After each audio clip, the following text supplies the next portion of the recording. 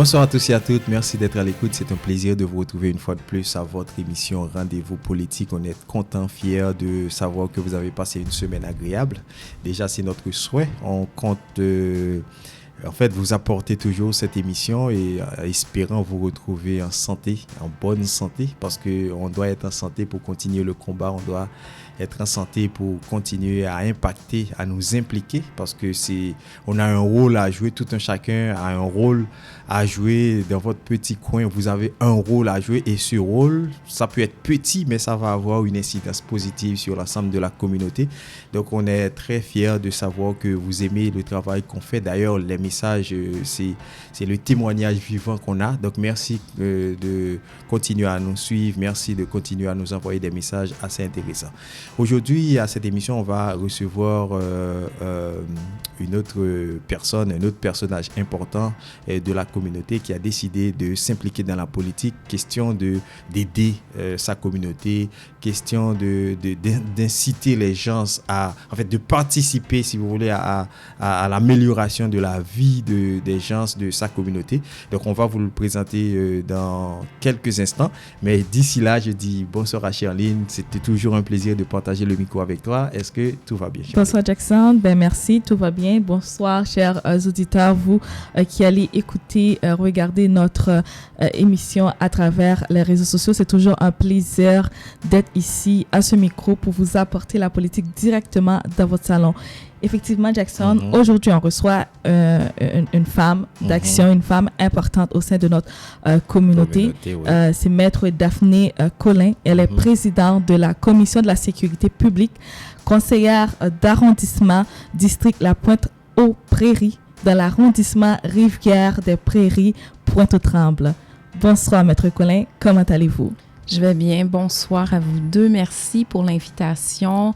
Bonjour, bonsoir aux auditeurs. C'est un plaisir d'être avec vous aujourd'hui. Parfait, mais merci d'avoir accepté notre invitation. C'est ça, c'est un plaisir de vous recevoir. Mais juste avant, on voudrait saluer Brisley et Bien-Aimé. Les autres, c'est le poumon de la chose parce que c'est les autres qui assurent tout ce qui a à voir avec la technique de cette émission.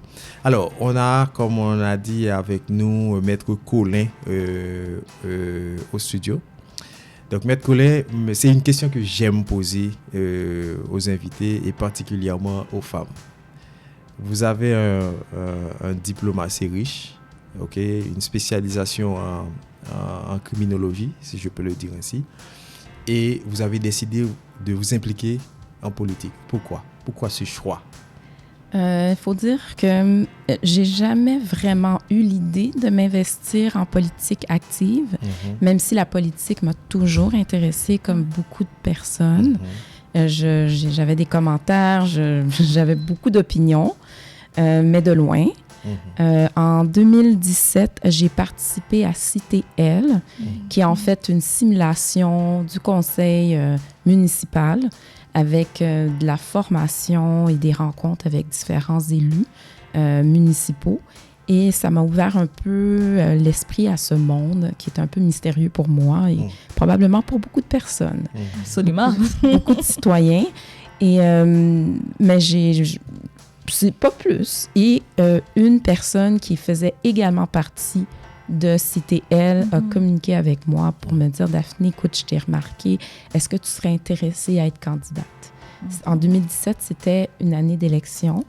Donc, j'ai dit « pourquoi pas? » Moi, j'aime me lancer dans des défis. J'aime les défis, surtout que la CITL m'avait comme aidé à mieux concevoir qu'est-ce qui était la politique, démystifier un peu le métier d'élu. Parce qu'un de mes enjeux, c'était vraiment la conciliation famille-travail. Je savais que c'était un métier qui demandait extrêmement beaucoup. J'avais de jeunes enfants. Et moi, ma priorité, c'est ma famille. Donc, je n'étais pas certaine que je pouvais faire les deux. Puis, j'ai vu qu'il y avait des mamans qui étaient des élus. Puis on m'a dit, non, tu peux faire les deux sans problématique. Donc, je me suis lancée en 2017. J'ai perdu en 2017. Mais le porte-à-porte, moi, je devais continuer à travailler. Donc, j'ai continué à travailler. Ça a été extrêmement difficile, mais j'ai un conjoint qui m'a supporté énormément. Donc, on était capable de passer à travers. Puis, suite à ma défaite, la mairesse de Montréal a communiqué avec moi pour m'offrir un poste. Valérie Plante. Valérie Plante, effectivement. Donc, elle m'a offert un poste au sein du comité exécutif comme étant soutien aux élus à sécurité publique, compte tenu que je suis criminaliste de formation. Puis j'ai travaillé aussi au SCRS, Service canadien de renseignement de sécurité. Donc, tout le domaine de la sécurité est un domaine que j'ai à cœur. Donc, j'ai commencé à travailler au comité exécutif. Mais j'ai pas seulement travaillé au comité exécutif, j'ai également travaillé en arrondissement. Soutien aux élus, c'est un peu attaché politique. Oui. Pour ceux qui se posent la question. Moi, je me posais justement la question, je me disais, soutien aux élus, ça fait quoi, en fait, dans l'ensemble? En fait, ça le dit un peu, on soutient les élus, mais on est vraiment le lien entre l'administratif, donc les fonctionnaires, et les élus. Okay. Donc, souvent, c'est nous qui recevons toutes les demandes des élus, parce que les élus du comité exécutif ont comme 2 emplois, en quelque sorte. Ils ont leur emploi au comité exécutif avec un dossier précis, comme on a une personne qui est responsable de la sécurité publique, on a une personne qui est responsable de la condition féminine, des sports, loisirs, infrastructures, de l'eau, et j'en passe. Il y a vraiment plusieurs dossiers, itinérance d'ailleurs. Et ils ont également leur travail en tant que conseillers dans leur arrondissement. Donc, ils doivent gérer leurs citoyens, mais également un dossier qui est prenant pour toute la ville de Montréal. Donc, nous, on est vraiment présents pour faire le lien quand ils sont en arrondissement, mais nous, on continue à travailler le dossier avec les fonctionnaires qui sont les experts dans le domaine X, qui est lié au dossier de l'élu. Et on est souvent les personnes qui connaissent le mieux le dossier. Parce qu'on assiste à toutes les rencontres, on fait les recherches, on répond aux citoyens également. On est vraiment dans le spécifique et on n'a pas à faire entre l'arrondissement et la ville-centre. On reste à la ville-centre. Donc, ça, c'est les soutiens aux élus quand ils sont au central, mais il y a également des soutiens aux élus en arrondissement qui font un travail qui peut être semblable, mais pas tout à fait, puisque c'est arrondissement. Donc, il y a beaucoup de réponses aux citoyens, beaucoup d'interactions avec les citoyens et les organismes communautaires. Ah, OK. Ça a l'air intéressant comme emploi parce que moi, je me posais la question. Actuellement, on voit attaché politique, on voit conseillère politique, mais soutien aux élus, c'était la première fois que je voyais ça. Puis je peux dire la différence entre attaché politique et soutien aux élus, qui est un peu la même chose, en fait. La différence, c'est qu'au municipal, le soutien aux élus est administratif. Il n'est pas attaché au parti. Il n'est pas partisan. Donc, c'est une des raisons pourquoi, même dans un arrondissement où est-ce qu'il y a 2 partis qui sont différents, il peut travailler avec le soutien aux élus. Il peut travailler avec tous les partis parce qu'il est payé par l'arrondissement et pas par le parti. Oh, je comprends. Tandis qu'attaché politique, c'est lié, c'est partisan. OK, oui, c'est vrai. C'est être attaché politique, c'est partisan. Comme vous venez de le dire, Maître Collin, en 2017, vous avez perdu les élections.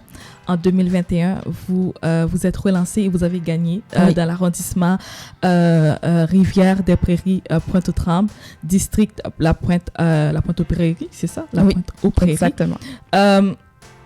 On sait que Montréal, c'est grand, il y a beaucoup d'enjeux.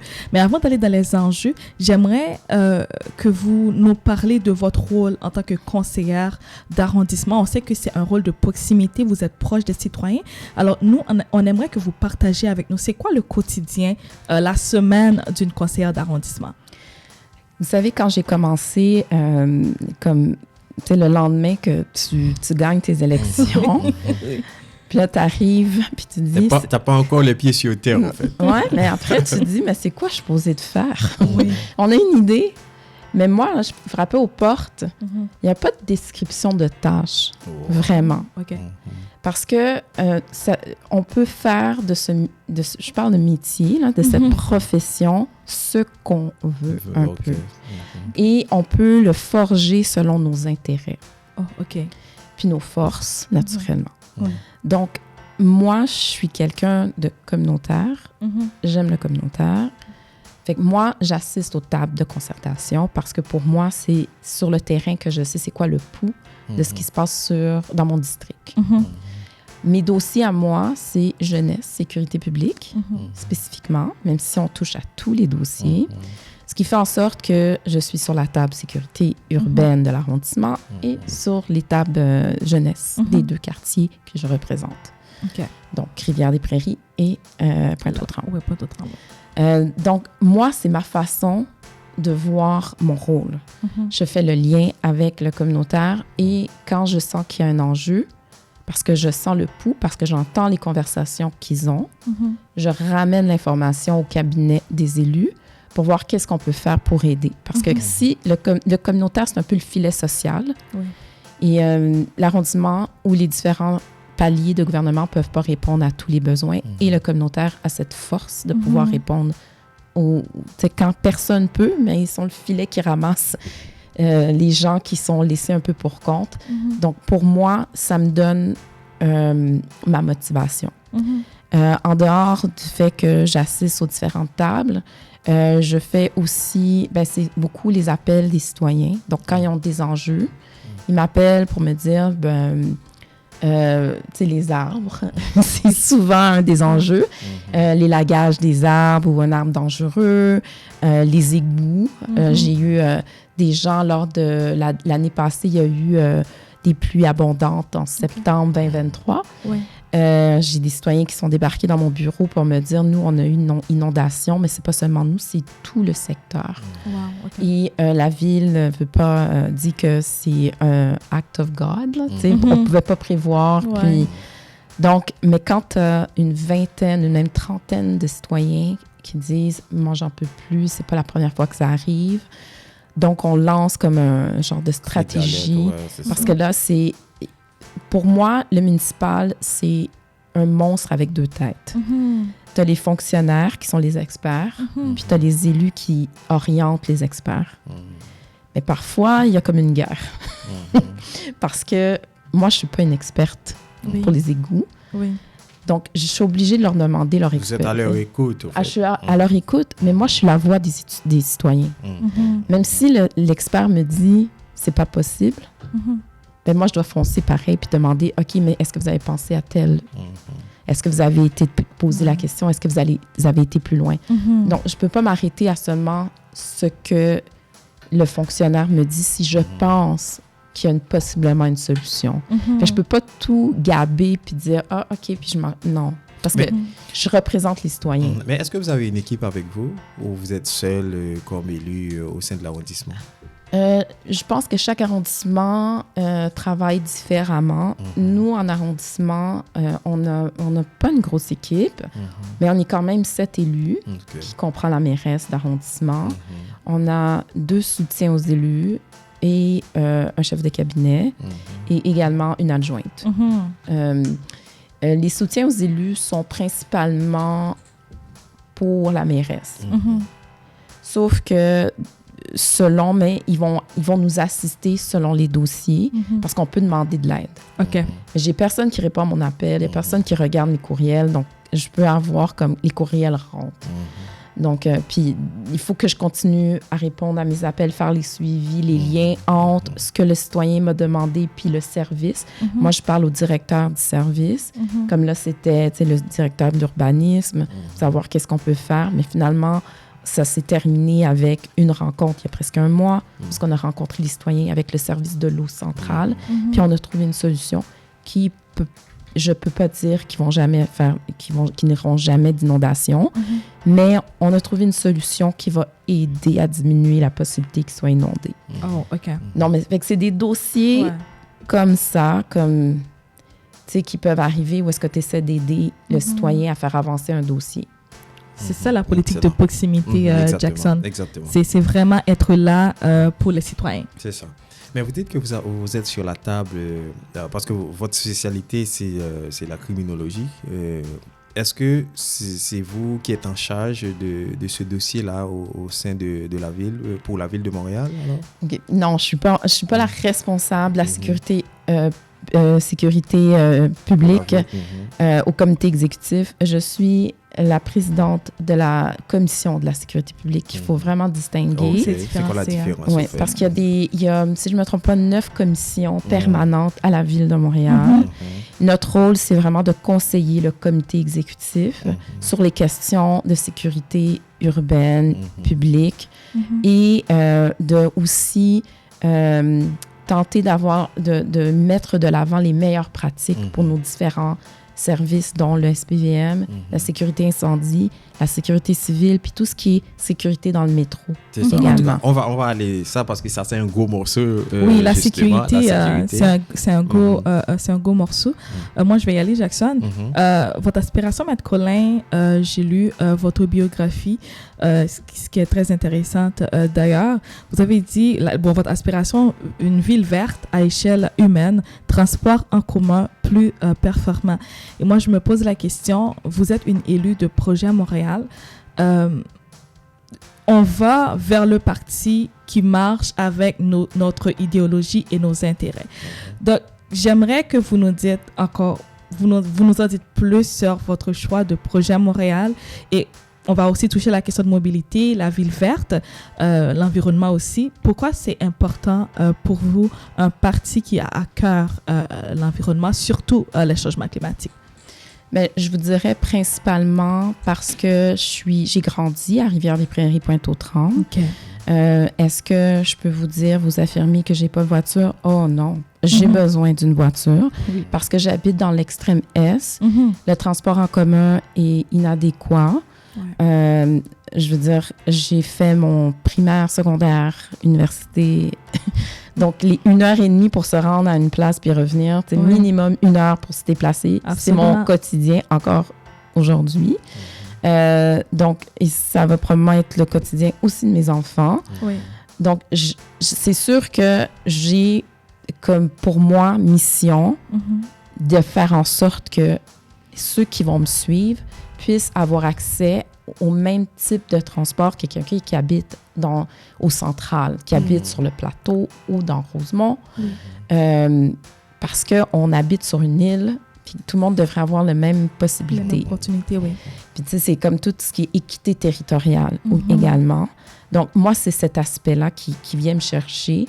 Parce que la mobilité, que ce soit, tu sais, d'assurer, puis drôlement, on aurait dit que parce qu'on n'a pas beaucoup de transports en commun ou pas assez développé, qu'on aurait un arrondissement qui est comme totalement contre la bicyclette ou quoi que ce soit.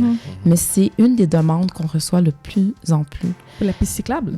Plus de pistes cyclables. On a Gouin qu'on a mis à sens unique justement pour sécuriser, parce qu'on avait Gouin dans notre secteur était tellement étroit, c'était 2 voies, mais qui était... Puis il y avait une minuscule petite piste cyclable qui était utilisée par les piétons et les bicyclettes.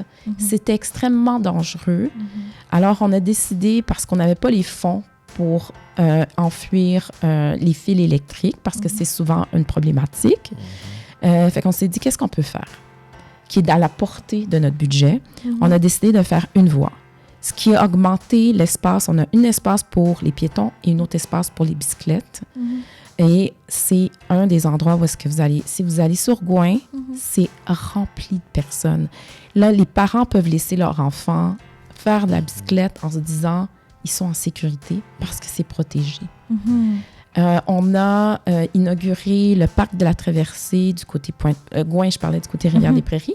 Du côté Pointe-aux-Trembles, on a un parc linéaire qui fait presque la moitié de Pointe-aux-Trembles, puis même qui va un peu plus loin, parce que bon, le parc est limité, mais la piste cyclable continue presque jusqu'au début, fin Pointe-aux-Trembles. Et c'est un des endroits qui est le plus fréquenté par nos citoyens. On a une piste cyclable à l'intérieur. Elle est protégée parce que c'est l'ancienne voie du CN. Donc, c'est une voie ferrée. En fait, c'est la continuité. Ici, en arrière. Où est-ce qu'on est? C'est la continuité. Mais nous, il n'y a pas de train qui passe. Ouais. Donc, on l'a transformé en parc linéaire. On a des endroits où on a des haltes de repos. On a un abreuvoir qu'on a ajouté. C'est un pré fleuri. On a des aires de jeu qu'on est en train d'instaurer. Donc, c'est un endroit vert où est-ce qu'il y a une tonte différenciée. C'est-à-dire qu'on ne coupe pas nécessairement tous les semaines ou tous les mois. Et c'est un endroit où est-ce qu'il fait bon vivre. Et les gens apprécient. On a probablement l'arrondissement où est-ce qu'il y a le plus de parcs. On a près de 130 parcs dans Rivière-des-Prairies, Pointe-aux-Trembles. Et ils sont énormément fréquentés, dont des grands parcs. On a 2 grands parcs. Donc, on est choyé en termes de vert. Puis les gens apprécient énormément. Puis moi, c'est ce que j'apprécie aussi dans mon arrondissement. C'est pour ça que je voulais me représenter dans mon arrondissement, parce que mon idée, c'est non seulement de profiter de ce qu'on a, mais est-ce qu'on peut améliorer ce qu'on a. Mais allons voir les enjeux. C'est vrai que vous avez parlé de l'environnement, je pense que c'est important. Déjà, ça, c'est une problématique, pas seulement au niveau de votre arrondissement, au niveau du Canada, au niveau de la planète, parce que le réchauffement climatique, la montée des eaux au niveau des océans, ça inquiète tout le monde, vraiment tout le monde. Maintenant, quels sont les vrais enjeux de votre arrondissement? Ben, j'en ai glissé mot tout à l'heure, notamment la mobilité, le transport. Puis c'est des enjeux pas seulement pour que ce soit les étudiants, les travailleurs, mais nous, on a des entreprises, on a des quartiers industriels. Puis une des problématiques, c'est d'aller chercher des employés. Parce que quand on habite dans l'arrondissement, c'est un enjeu pour se rendre au travail. Mais si on va chercher des gens qui viennent de l'extérieur de l'arrondissement, ils sont pas nécessairement... c'est pas facile. Parce que le système d'autobus est fait pour aller le matin de l'est vers l'ouest. Mais si on a des employés qui viennent de l'ouest vers l'est, le système d'autobus n'est pas fait pour les accommoder. C'est sûr. Donc, on a ces gens... Puis même pour les organismes communautaires, ont de la difficulté à recruter parce qu'ils n'arrivent pas à trouver des personnes pour venir travailler dans l'arrondissement. Oh, OK. Ben, c'est sûr, tu parlais d'enjeux. La mobilité, c'est un enjeu à Montréal parce que, sincèrement, moi, j'habitais à Anjou. Puis oui, pour aller à l'Université de Montréal, il fallait un cours qui commence à 8 heures. Il fallait que je me réveille pour prendre l'autobus à 6 heures, le temps que j'arrive à l'Université de Montréal. Puis dans l'Est, on n'est pas choyé en ce qui concerne le transport. En parlant de transport, vous avez parlé de verture, de transport en commun, de développer plus de transport en commun, pistes cyclables. Lorsqu'on lit dans les journaux, on regarde ce qui se dit, les gens ont cette impression-là que Projet Montréal livre une guerre contre les automobilistes. Puis j'aimerais savoir, est-ce que c'est juste une perception que certains citoyens en ont, que les automobilistes ne sont pas la bienvenue à Montréal? Non, il n'y a jamais été question de livrer une guerre contre les automobilistes. Ils auront toujours une place. D'ailleurs, ils ont la place la plus importante. C'est quoi? C'est même pas... C'est quoi? C'est moins de 2% de l'espace routier qui est consacré aux bicyclettes. C'est une minime partie, sauf que ça fait des changements. Les gens n'aiment pas les changements, c'est difficile d'accepter le changement. Ce que nous, on propose, c'est la cohabitation. Mais on vous critique aussi, comme quoi souvent quand vous décidez de transformer une rue pour avoir une piste cyclable, vous ne le faites pas en concertation avec les citoyens. Parce que les citoyens disent, vous leur enlevez des places de parking. À ce moment-là, ils sont bien obligés d'aller stationner très loin. Donc, ça, c'est quand même une critique. Je peux pas vraiment parler pour mes confrères et mes consoeurs parce que j'étais pas dans les arrondissements.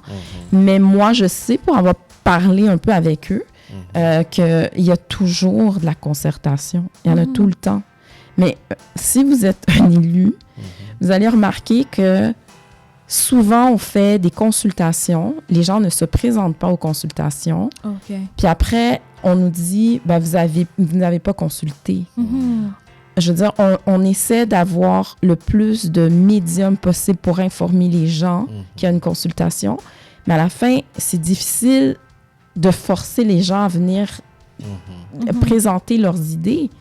Fait que si leurs idées n'est pas présentées, mais comment on peut faire aussi? Parce que c'est presque impossible de ne pas faire de consultation aujourd'hui. C'est presque impossible. Ouais, Nous, dans notre arrondissement, que ce soit Gouin, que ce soit le parc La Traversée, le parc linéaire, on a consulté. Puis d'ailleurs, le parc de La Traversée, c'est un groupe citoyen qui l'a demandé. OK. Donc, l'arrondissement, ce qu'on a fait, c'est qu'on a soutenu ce groupe-là, puis on a comme débloqué des fonds pour concrétiser un projet citoyen qui est devenu un projet d'arrondissement également. Ah, OK, parfait. Ah, OK, ben c'est vraiment intéressant. Ben Jackson, on est en présence de la présidente de la Commission de la sécurité publique à Montréal. J'ai une question. Montréal est-elle une ville sécuritaire, selon vous? Moi, c'est sûr que je vais vous dire oui. Sauf que ce que je me rends compte, c'est que entre les faits et la perception, c'est différent. Oui. Même si dans les faits, quand on regarde les statistiques puis qu'on se compare, on est loin d'être une ville dangereuse. On est loin, loin, loin. Mais comparé par rapport à quelle ville? Ben, que je parle de Toronto ou d'autres grandes villes qui sont similaires à Montréal. On n'est vraiment pas dans une ville très dangereuse. Vraiment pas, on est loin. Mais dans la perception, je ne peux pas ignorer la perception des gens. Oui. Je dois prendre en compte que la perception fait en sorte qu'on change nos habitudes. Puis si on change nos habitudes, puis ça nous affecte, je dois le prendre en compte. Puis je ne dois pas juste dire, oui, mais les faits, je ne peux pas. Puis moi, un des exemples qu'on a dans mon district, notamment l'année passée, qu'on a dû confronter, c'est l'histoire des coyotes. On a des coyotes parce qu'on a plusieurs parcs. Ouais. On a d'énormes parcs. Et on disait aux gens de cohabiter avec les coyotes.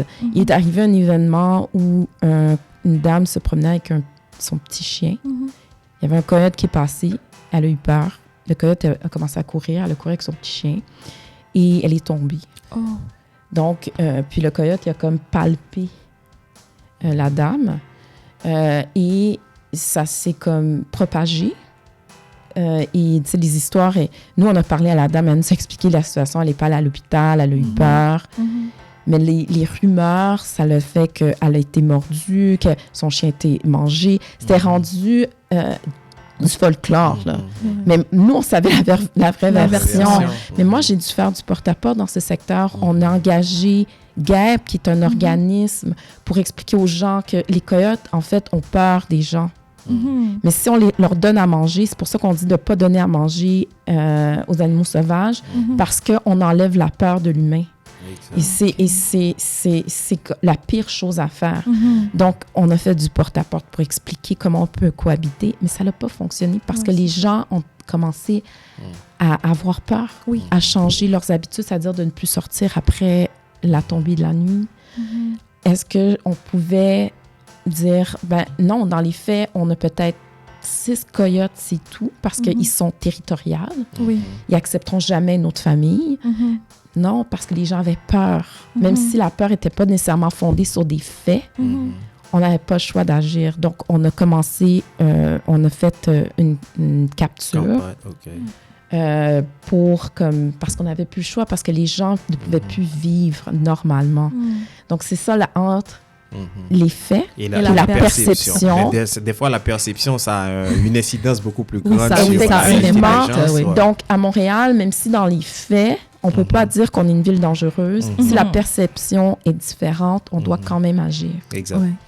Exact. On doit quand même agir. Alors, Charline, Madame Daphné, Maître Collin, Daphné Collin, élue de Pointe-aux-Trembles.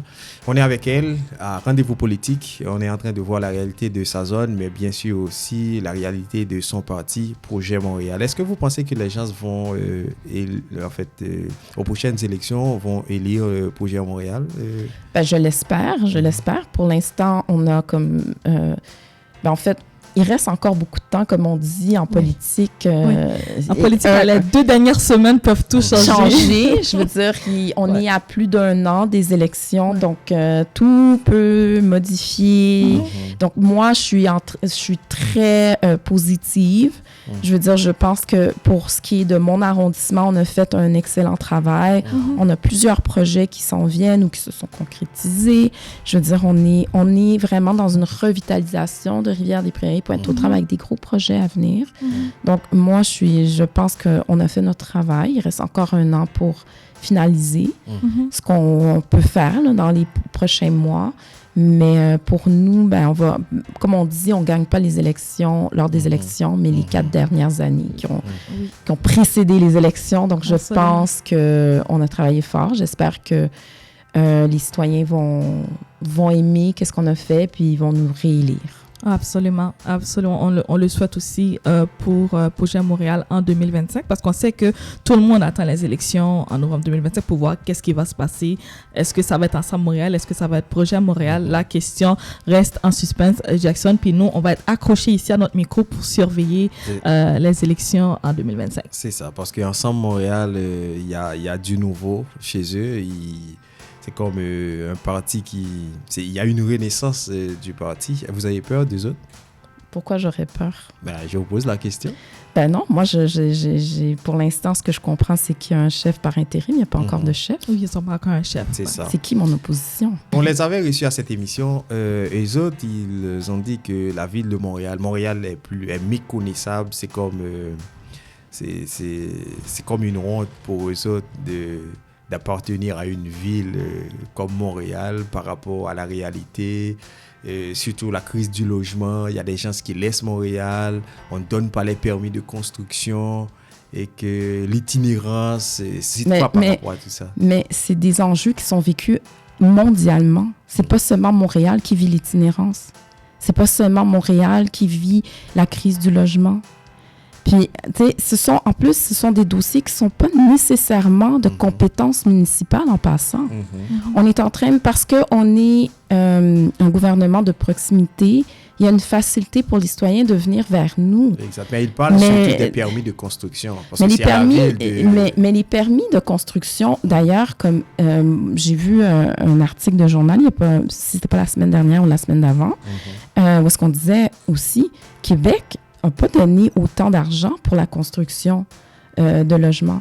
C'est des années... La crise du logement, c'est pas du jour au lendemain que ça se fait. C'est les dernières années où est-ce qu'il n'y a pas eu de contribution, où est-ce qu'on a réduit, en fait, les contributions. Ça, c'est l'impact aujourd'hui, on la vit. Donc, pour vous, c'est la cause de ça?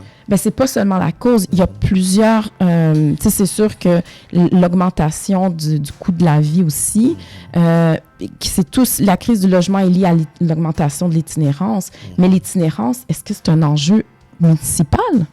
Là, nous, on est là en train de trouver des fonds.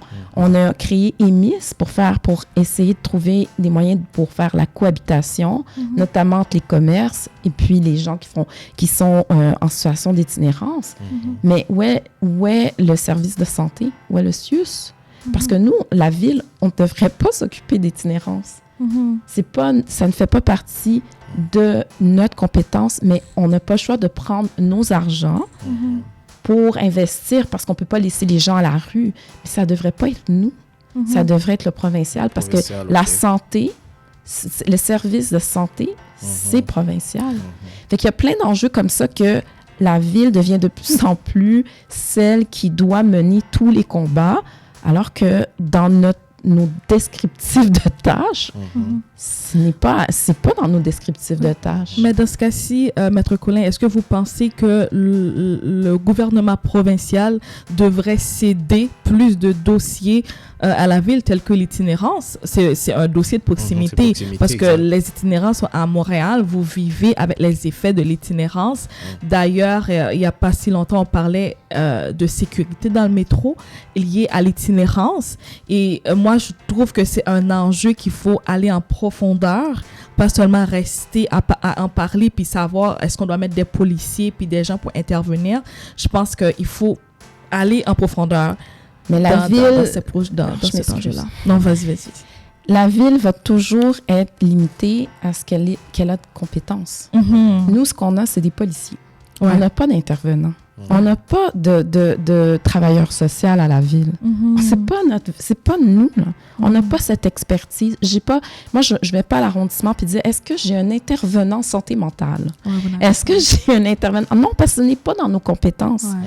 Donc, les seules personnes que la ville peut faire, c'est d'aller chercher, c'est le SPVM, c'est les gens du métro. Mais demandez-moi, puis ça, à la CSP, moi, c'est des choses que je vois, c'est comme ma 3e année que je suis présidente de la CSP, de la Commission de la sécurité publique. Puis quand je parle à M. Fadi Daguerre, moi, la question que j'ai posée d'ailleurs à la dernière assemblée publique avec le SPVM, c'était est-ce que c'est le rôle du SPVM d'être des intervenants? Est-ce que des agents de police doivent être des intervenants? Non, justement pas. Ils n'ont pas le choix de s'adapter parce que qui d'autre intervient? Parce qu'ils sont les seuls, pour l'instant, qui répondent au 911 24 heures sur 24, 7 jours sur 7. Moi, ma responsabilité, c'est de savoir quelles sont les meilleures pratiques. Absolument. La responsabilité du SPVM, c'est de s'adapter. Donc, ils se sont adaptés. De plus en plus de personnes viennent en dehors de la technique policière. Ils essaient d'aller chercher les personnes qui ont un diplôme, un baccalauréat en travailleur social. Mais là, on est en train de demander à des policiers d'intervenir. Mais je n'ai pas le choix de le demander parce que je sais qu'ils vont être sur le terrain. Puis que presque 70% des appels ne sont pas liés à des crimes, mais à des problèmes psychosociaux. Alors moi, en tant que présidente, je dois dire oui, est-ce que la formation est en conséquence? Est-ce que ces policiers qu'on est en train de mettre sur le terrain pour répondre à des appels psychosociaux sont adaptés, ils ont la capacité de le faire? Ils ne sont pas rentrés, ils ne sont pas devenus policiers pour être des intervenants. Non, absolument pas. Mais les médias, c'est ce qu'ils demandent à la ville. Parce que moi, je n'ai pas d'intervenant. Pourquoi ils demandent? C'est à la ville d'informer, c'est à la ville de communiquer avec les médias, c'est à la ville de dire, voilà... Je pense que, Jackson, la ville, comme Madame Maître Colin vient de le dire, c'est une question de compétence.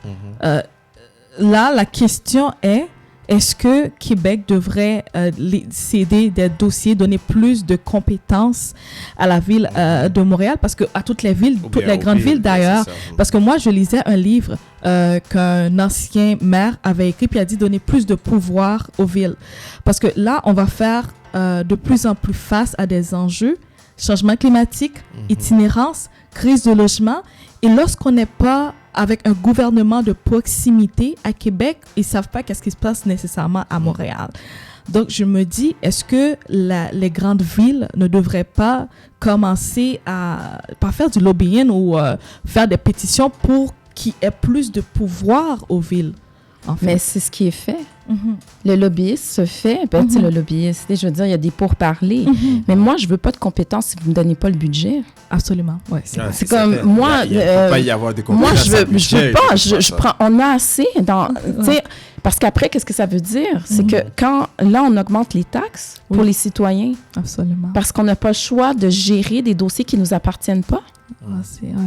Puis on ne peut pas dire non. Parce que si on dit non, qui va le faire? Ouais. Donc, on a émis qu'on budgète sur des choses qu'on ne devrait pas.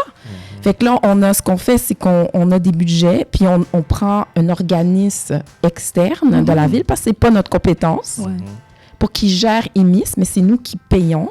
Puis moi, j'ai des gens du CIUS qui nous disent, ben, ça ne devrait pas être vous, pourquoi vous faites ça? Fait que, mais si on ne le fait pas, on se fait taper sur les doigts. Oui, absolument. Mais on n'a pas plus d'argent. Oui. Donc, c'est ça. Puis je voulais quand même revenir sur votre question par rapport à ce qu'Ensemble Montréal dit, que la ville, ils reconnaissent plus la ville et tout. Là. C'est ça. Parce que c'est tellement facile quand on est assis à l'opposition. On n'a pas de responsabilité. On a juste la capacité de se plaindre. Moi, non, mais vous pensez qu'ils ont tort? Ben, écoutez, on est dans une situation où est-ce qu'on a une crise du logement.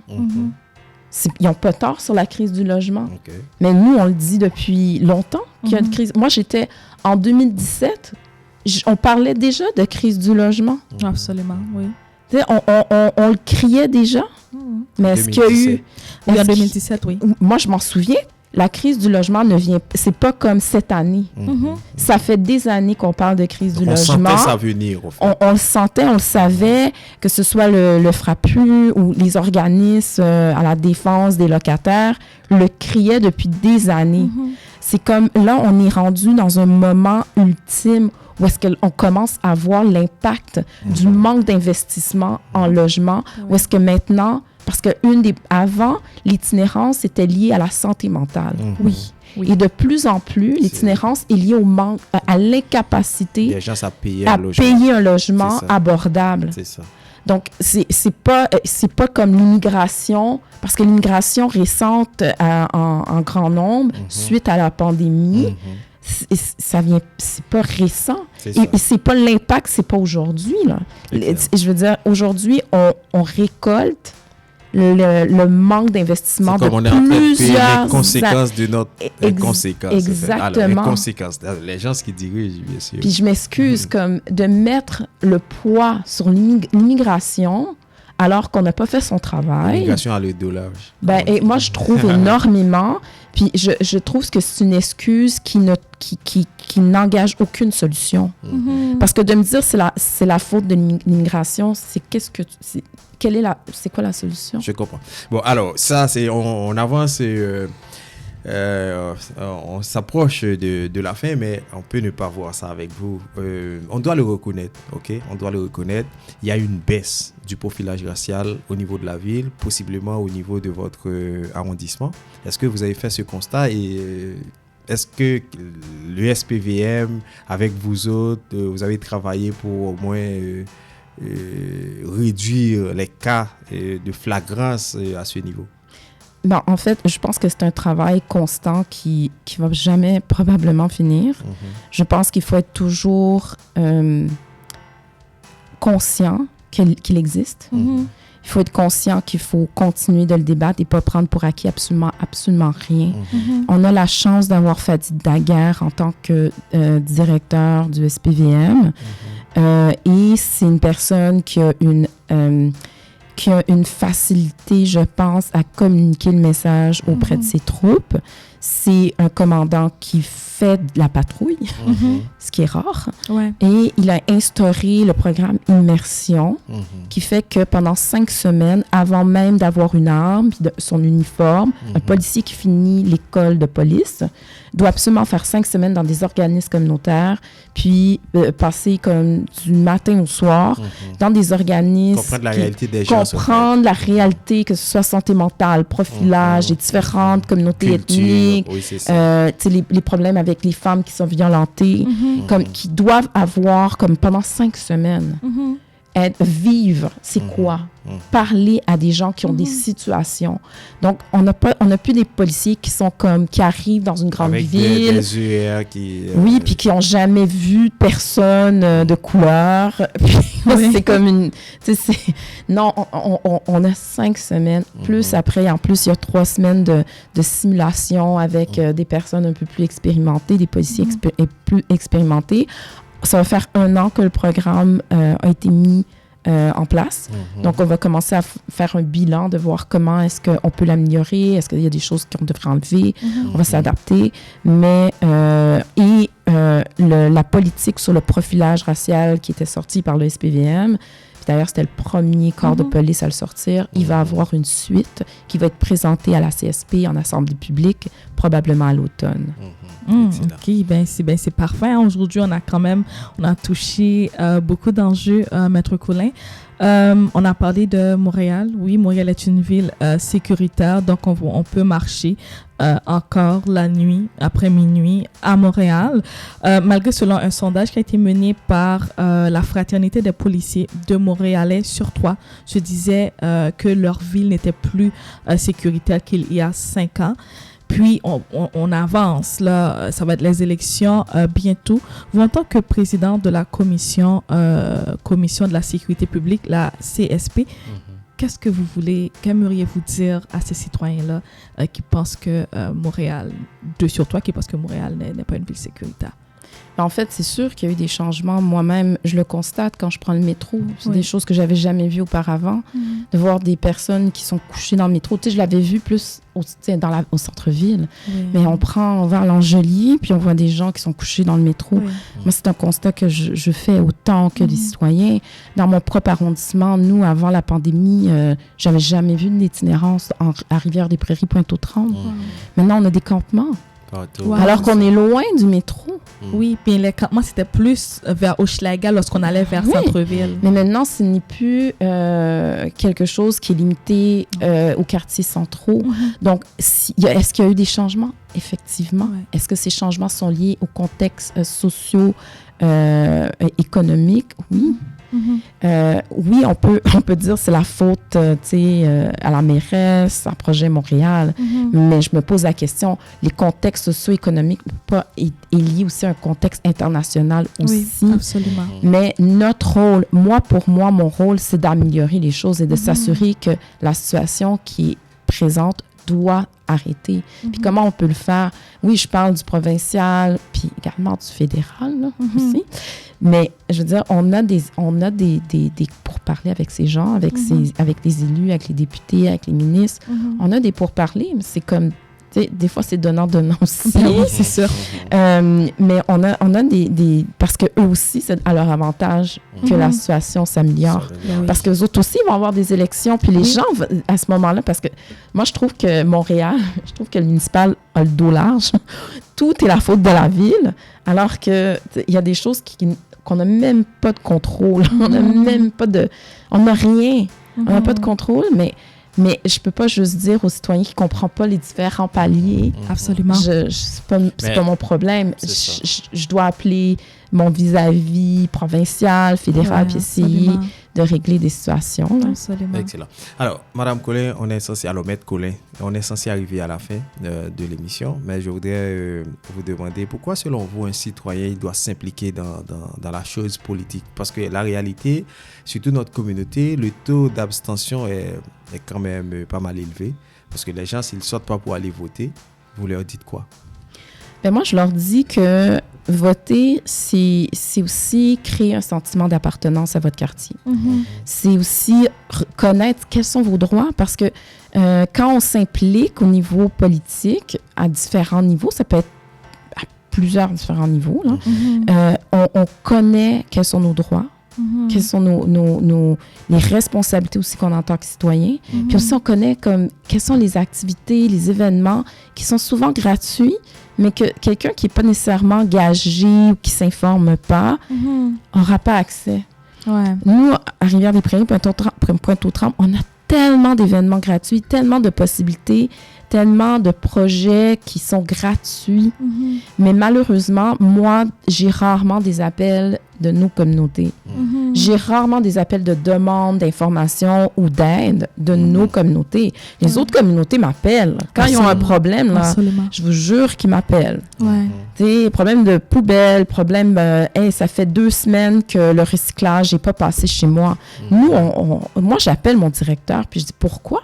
On règle la situation, souvent positivement. Il y a des problèmes que je ne peux pas régler parce que il y a des problèmes, je ne peux pas dire. Moi, je ne suis pas celle qui va vous dire qu'il y a une possibilité quand il n'y en a pas. Moi, je dis la vérité.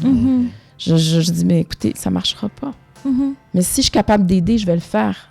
Puis nos services, c'est eux qui ont l'expertise. Puis en principe, ils veulent aussi aider parce qu'ils veulent se débarrasser des problèmes, parce qu'ils ne veulent pas avoir des élus sur leur dos. Donc, ils vont régler comme aussi... Moi, j'ai des bons...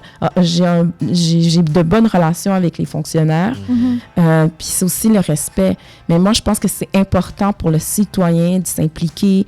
Puis c'est pas tout le monde qui veut s'impliquer activement, mais au moins de s'informer. Le conseil, nous, pour un peu démocratiser la chose, nous, 2 fois par année, on fait un conseil d'arrondissement dans un parc ou à l'extérieur. Au mois de juillet, on était au parc Armand-Bombardier. Puis il y avait plein de jeunes qui se sont arrêtés puis qui sont venus poser leurs questions. Puis on n'est pas aussi formel. Même si on n'a pas inscrit notre nom, on a comme permis à des jeunes de venir poser des questions au conseil. On a permis à des passants de venir poser des questions. Donc, tout le monde est invité. Et je vous dis, on a une obligation de répondre aux questions qui nous sont posées. Et vous avez la possibilité, une fois par mois, de parler à vos élus directement. Vous avez les directeurs des différents services qui sont présents une fois par mois. Et on a l'obligation de répondre à votre question. Donc, prenez le temps de venir nous parler. Et c'est pas, je vous dis, c'est assez simple. Vous donnez votre nom peut-être 15-20 minutes avant le conseil qui commence habituellement à 7 heures. Et nous, c'est tous les premiers mardis du mois. On n'a pas de conseil au mois d'août. Il y a une relâche. Mais à tous les premiers mardis du mois, on est présent et les citoyens sont invités à venir poser leurs questions ou même venir dire qu'ils se plaignent de quelque chose qu'ils n'aiment pas et qu'ils veulent voir une amélioration. C'est notre rôle, c'est notre métier, c'est ce qu'on fait. Excellent. Alors, voilà qui me fait à cette émission. Madame Maître Collet, je ne sais pas pourquoi j'ai dit madame à chaque fois. Maître Collet, vous êtes aussi madame. Bon, en tout cas, Maître Collet, Daphné, merci d'avoir répondu à notre invitation. Ça a été un plaisir. C'est certain que le temps est trop court pour parler de tout ce qui concerne votre arrondissement et la ville de Montréal. Mais écoute, je pense pas que c'est la dernière fois que vous allez passer à notre studio. Parce que les élections vont arriver, on va recevoir les candidats pour qu'ils puissent venir discuter de leurs projets, de leurs visions pour leur quartier, pour leur zone.